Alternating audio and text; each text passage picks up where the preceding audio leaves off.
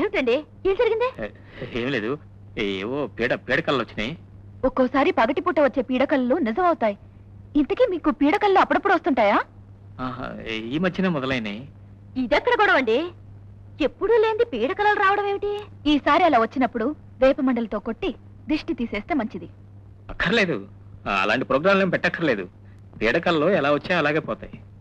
ఎందుకైనా మంచిది. వేప మండలు చీపురు కట్ట రెడీ చేసి ఉంచుతాను. అప్పడాల కర్ర కూడా సిద్ధం చేయి. చాలా థ్యాంక్స్, సమయాన్ని గుర్తు చేసావు. లత, నేను చెప్పేది అర్థం చేసుకోవే. అసలు ఆ మనిషి పేరు చెప్పకుండా ఎందుకే మొండికేస్తావు? చెప్పటం వల్ల ఎవరి మాత్రం చేయగలిగిందే ఉందే? ఏముందంటావేంటే? వాడి పేరు చెప్తే మా ఆయన్ని పంపించి ఈడ్చుకురమ్మని నీకు 3 ముళ్ళు వేయించేస్తాను. బలవంతంగా వేయించిన బంధం వల్ల ప్రయోజనం ఏమిటి శాంతి? ప్రయోజనం ఏమిటా? రేపు నీకు పుట్టబోయే బిడ్డకి అడుగరా ఆయనే మీ నాన్న చెప్పడానికి అవకాశమైనా ఉంటుంది. చెప్పకపోతే నా మీద ఒట్టే. శాంతి, చెప్పి తీరాలి. అతని పేరేమిటి? అతని పేరు రామ్. ఏమండి, లతను మోసం చేసింది ఎవరో తెలిసిపోయింది. తెలిసిపోయిందా? ఎలా తెలిసింది? లతే చెప్పింది. వాడు ఇక్కడే ఉన్నాడు. ఇక్కడ? ఎవరు? ఇక్కడంటే మన ఇంట్లో కాదండి బాబు, ఈ ఊర్లోనే ఉన్నాడట. పేరు రామ్మోహన్ రావు గారట. ఆంధ్రా బ్యాంక్ లో క్యాషియర్ గా పనిచేస్తున్నాడట. ఆంధ్రా బ్యాంక్ లో క్యాషియరా? పెళ్లి బాగుంది. అతను ఏ బ్రాంచ్ లో ఉన్నాడో అని కూడా కనుక్కోలేదట. మీరు అర్జెంట్ గా వెళ్లి వాడిని పట్టుకోవాలి.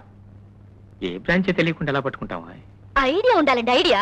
కూర్చోండి. ఏంటి? ఆంధ్రా బ్యాంక్ బ్రాంచ్లన్నిటికీ ఫోన్ చేద్దాం. ఎక్కడైనా ఒక చోట దొరికి తీరతాడు. నాతో పెట్టుకుని Andhra bank Prakash Nagar branch 420706 try చేయండి.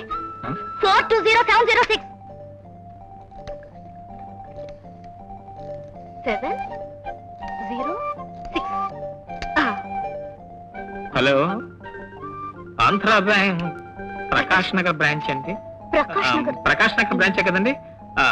చూడండి, అక్కడ రామ్మోహన్ రావు గారు అనే క్యాషియర్ ఎవరన్నా ఉన్నారండి? లేదండి. థ్యాంక్స్ అండి, చాలా thanks.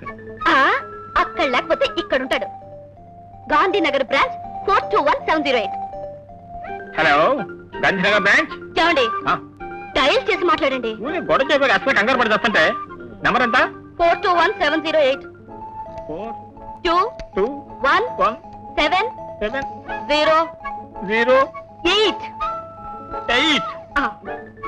Hello, Andhra bank Gandhinagar branch అండి.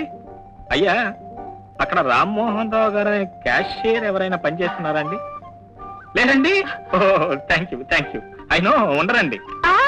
ఇంకా చాలా బ్రాంచ్లు ఉన్నాయి, నేను చెప్తాను, మీరు చేయండి.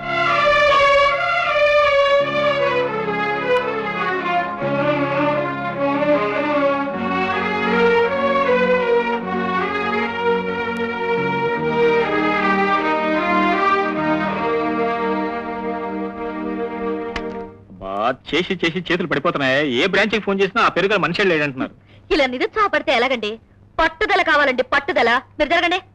శ్రీరామ్ బ్రాంచ్ ఒకటి బ్యాలెన్స్ ఉంది, అది నేను ట్రై చేస్తాను.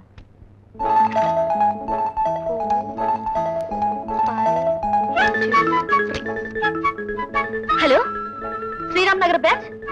ఏమండి, అక్కడ రామ్మోహన్ రావు గారని క్యాషియర్ ఎవరైనా ఉన్నారండి? లేరు కదండి. థ్యాంక్స్ అండి, థ్యాంక్స్. చూసారా, హస్తవాసి అండి, హస్తవాసి. నేను ఫోన్ చేయగానే దొరికాడు. మీరు వెంటనే బయలుదేరండి. వాణ్ణి కలిసి కడిగి పారేయండి. నువ్వు మనిషివా, పశువా, ఆడపిల్లకు అన్యాయం చేస్తావా అని చెడమడ చెరిగి పారేయండి. చొక్కా పట్టుకుని 4 తన్నులు తన్ని తీసుకురండి. నేను అన్నాను కదా అని వాడిని నిజంగా తన్నారు. మధ్యలో లత జీవితం నాశనం అవుతుంది. వాడికి మంచిగా చెప్పి ఒప్పించుకురండి.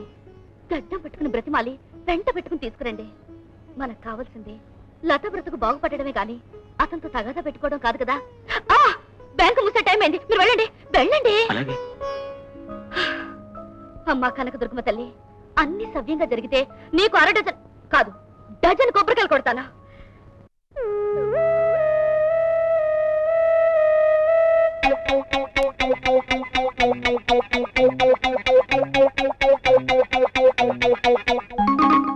సార్, ఏమిటి సార్ అర్జెంట్ పని అని చెప్పి ఆఫీస్ కి సెలవు పెట్టారు, ఇక్కడ పార్కులో బైఠాయించి బఠానీలు నవ్వుతున్నారు. మనసు బాగోక. ఆహా, ఈ మధ్య అడపాదడపా మీ మనసు బాగుంటం లేదు. ఒకవేళ చెన్నెలు సరిగా సెటప్ అవ్వక. మిస్టర్ ఆచార్య, నన్ను విసిగించకాయ. నా ఉద్దేశం ఆ ఫోను తాలూకు లత తీగ ఏదైనా గట్టిగా చుట్టుకునేవాడు చెట్టుకి. ఏం చుట్టుకున్నా చుట్టుకోకపోయినా నువ్వు మాత్రం నన్ను శనిలా చుట్టుకున్నావు. ఇదిగో ఈ బఠానీ తింటూ ఇక్కడే ఈ చెట్టును చుట్టుకో. విషయం ఏదైనా తెలుస్తుంది అనుకుంటే బఠానీలు దక్కయ్యా. ఏమిటండి, రామ్మోహన్ రావు కనపడ్డా? లతను పెళ్లి చేసుకోవడానికి ఒప్పుకున్నాడా? అది కావాలి ఇది కావాలని షరతులు ఏమైనా పెట్టాడా? ఏమిటండి మాట్లాడరే? అసలు ఏమన్నాడు? అతను ఎట్టి పరిస్థితుల్లోనూ లతను పెళ్లి చేసుకోవడానికి ఒప్పుకోలేదు. ఏం రోగం అట? ఎందుకు చేసుకోలేడట? అతనికి ఇంతకు ముందే పెళ్లి అయిపోయిందట. ఏమిటండి, ఏమిటి మీరు అనేది? అవును శాంతి, అతను పెళ్లి అయిపోయిన మనిషి. లతకు న్యాయం చేయడానికి సిద్ధపడితే తన భార్యకు అన్యాయం చేసిన వాడిని అవుతా అన్నాడు. ఒక ఆడదాని బ్రతుకులో దీపం వెలిగించడానికి మరొక ఆడదాని ఇంటి దీపాన్ని ఆర్పివేయలే అన్నాడు. మన్నించమన్నాడు.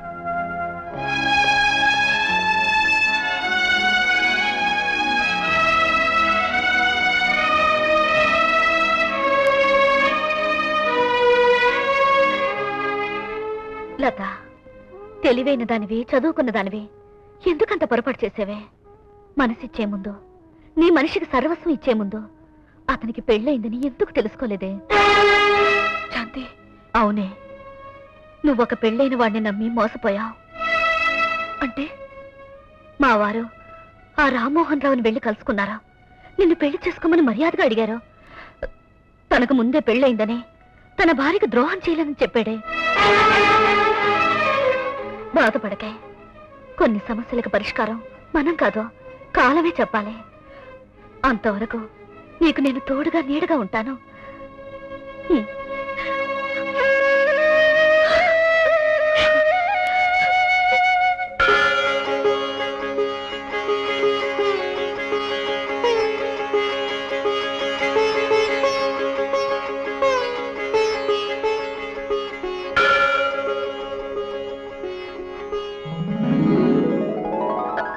జానకి, అంటే ఎన్నాళ్ళైంది నిన్ను చూసి? చాలా రోజులైంది కదా. అవును, నువ్వు ఈ ఊరు ఎప్పుడొచ్చావు? రావడం ఏమిటి? నేను మా వారు డాక్టర్లుగా ఈ ఊళ్ళోనే ప్రాక్టీస్ చేస్తున్నాం. బళ్ళో కలిసిన వాళ్ళ మళ్ళా గుళ్ళో కలిసావు అన్నమాట. అవును, మీ వారేం చేస్తున్నారు? మన జీవిత చరిత్రలు గుళ్ళో మాట్లాడుకుంటే పూజారి బాధపడతాడు. త్వరగా వెళ్ళి దండం పెట్టిసిరా, ఇంటికి వెళ్ళి మాట్లాడుకుందాం. జానకి, నిజమైన స్నేహితులు ఎంత దూరం వెళ్ళినా, ఎంత కాలం గడిచినా ఎప్పుడో ఒకరోజు కలిసే తీరుతారు. మన ఇద్దరిలాగానా? కాదు, మన ముగ్గురులాగా. ముగ్గురులాగానా? అవును, మూడో మనిషిని చూపిస్తాను, రా. ఏమిటి ఆ సస్పెన్స్? నువ్వే చూ. లత, నువ్వు ఇక్కడున్నావా? అలా ఆశ్చర్యపోతావేమిటి? మేము విడిపోయిన స్నేహితులం కదా. చిన్నప్పుడు కలిసి ఉన్నాం, ఆ మధ్య కలుసుకున్నాం, ఇప్పుడు కలిసే ఉన్నాం. మరి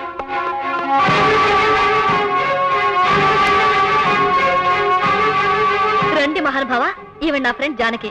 జానకి, ఆయన నాకు తెలిసే, ఆయన లత శ్రీవారేగా.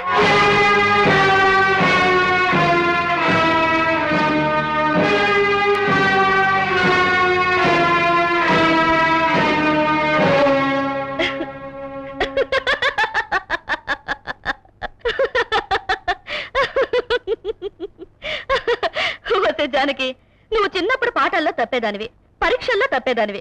ఆ అలవాటు ఇప్పుడు ఉన్నట్టుంది. అందుకే ఆయన ఎవరో చెప్పడంలో దారుణంగా తప్పావు. ఈయన మావారు. లత భర్త దుబాయ్ లో ఉంటున్నారు. ఒంటరిగా ఉండడం ఎందుకని చెప్పి ఇక్కడికి వచ్చి ఉంటుంది. శాంతి, నాకు అర్జెంటుగా ఆఫీస్కి వెళ్ళాల్సిన పని ఉంది. వస్తానండి. పాపం ఆయన, నువ్వన్న మాటలకి సిగ్గుపడి పారిపోయారు జానకి. సరే కూర్చో. కలవ కలిసిన వాళ్ళం. ఇప్పుడు కలిసి కాఫీ టిఫిన్ చేసి ఏర్పాటు చేసేస్తాను.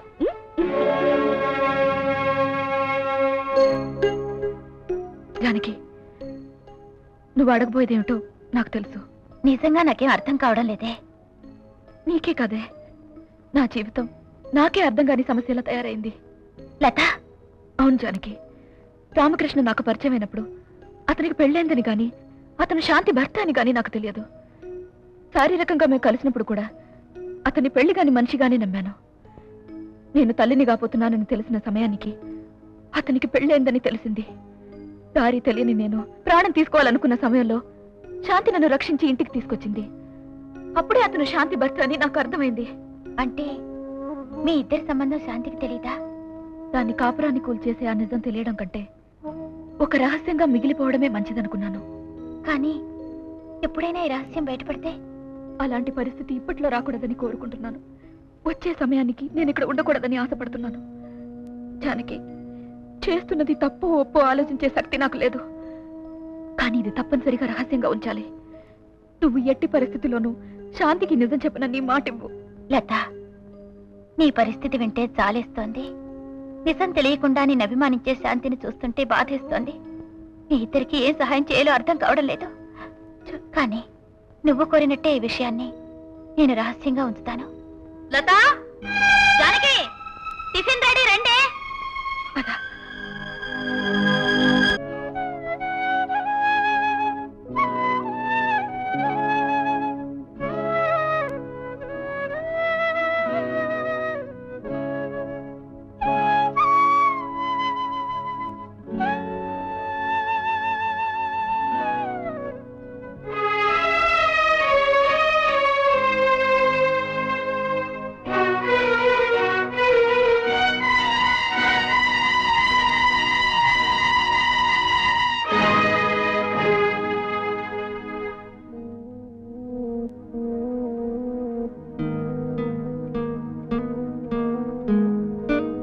ఎక్కడికి వెళ్ళిపోతున్నావు? ఇక్కడికి దూరంగా, ఎక్కడికో నాకే తెలియదు. వెళ్ళిపోయి ఏం చేయాలనుకుంటున్నావు? నా నుదుటి రాత, చేతి గీత ఏం చేయాలని రాసి పెట్టాయో అదే చేస్తాను. మళ్ళీ ఆత్మహత్యా ప్రయత్నం? ప్రాణం ఇచ్చే నా స్నేహితురాల్ని నిజం బయటపడిన రోజున మానసికంగా చంపడం కంటే మనిషిగా నేను చావడమే మంచిదేమో. నేను వంచుకున్నాను ద్వేషిస్తున్నావు, పరిస్థితుల కారణంగా తప్పు చేశాను మన్నిస్తున్నావో నాకు తెలియదు. కానీ ఒకటి మాత్రం నిజం, మనం కలిసిన క్షణానికి నాకే కనుక పెళ్లి జరిగి ఉండకపోతే ఆ భగవంతుడి సాక్షిగా నీ మెళ్ళలో తాళి కట్టి ఉండేవాడిని. నీ కడుపులో బిడ్డకు తండ్రి నేను చెప్పుకుని ఉండేవాడిని. ఇప్పుడు అవకాశం లేదు. ఇక ఆలోచించి ప్రయోజనం ఉంది. జరిగిపోయిన తప్పును చెరిపేసే శక్తి నాకు లేకపోవచ్చు, కానీ ఆ తప్పును సరిదిద్దుకునే అవకాశమైనా నాకు ఇవ్వకూడదా లత? అవకాశం ఇస్తే ఏం చేస్తారు? ప్రస్తుతం ఏమీ చేయలేకపోవచ్చు, కనీసం బిడ్డ పుట్టేవరకైనా నువ్వు ఇక్కడ ఉంటే ఆ తర్వాత ఏం చేయాలనేది నిర్ణయించుకోవచ్చు. అయితే నన్ను ఉండమంటున్నది మీ బిడ్డ మీద ప్రేమతోనా? నీ మీద ప్రేమతోనే నేను మనస్ఫూర్తిగా చెప్తే నువ్వు నమ్మగలవా? నమ్మితే నా మాట కాదనిలేదు. లోపలికి వెళ్ళి